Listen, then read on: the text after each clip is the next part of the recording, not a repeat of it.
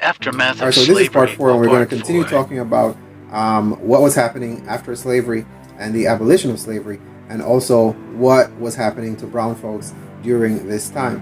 And in the last session, we were talking about how the division of labor and skills and all these different things were in the hands of brown people because they were doing most of the work. They were doing most of what was necessary to keep society running, and that gave them somewhat of an advantage to gain, a living wage, and also continue to build on themselves, build on their families, in order to kind of separate themselves and become somewhat of a nominal force in society, to be able to afford goods, afford housing, afford the basic necessities of life.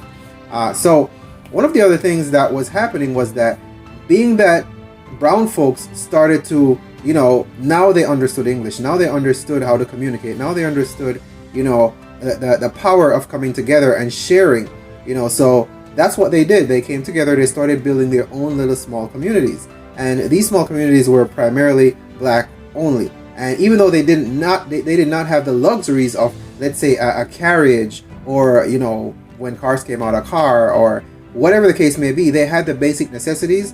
And they realized that if they pulled their resources together, they're better off. They didn't need the latest things that came out. All they needed was decent clothes, the tools they needed for their trade. They needed to be able to feed their families. They needed a place to stay. They also needed some land in case they wanted to, do farming or some kind of crop or animal rearing, whatever the case may be.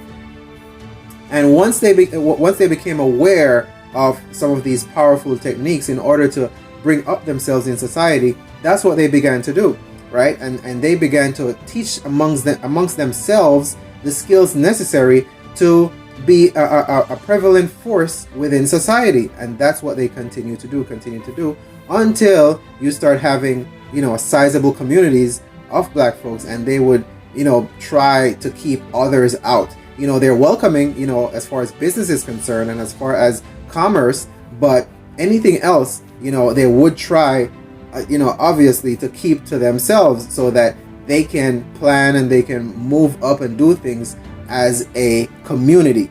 And that was very powerful, and that caused a lot of issues for the previous slave owners, because now they're thinking, oh my God, if these people ever retaliate, we are screwed. So that's how they started increasing the amount of guns they had, the amount of ammunition, the amount of tactics. They started lynching and doing all these different things to scare black people back into a box, and that caused a lot